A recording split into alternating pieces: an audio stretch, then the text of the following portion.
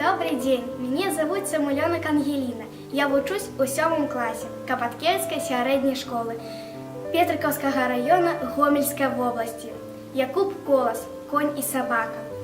Свободный конь гулял на воле, и хвост, и гриву распустил, и ржанием ён своим будил, и лес старый, и чисто поле. У бок прохожий сторонился, ему дорогу уступал, от страху Руська притулился, и только тихенько брахал. Коня зловили, привязали, на обруч бедного узяли, а борка ноги обвели, и борзды бег его стрымали.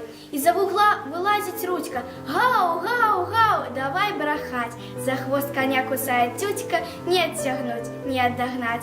Малые дети тут гуляли, дивились много и казали, по дурноте не разбирали, дитя малое, як ягня, а Рудька души за коня.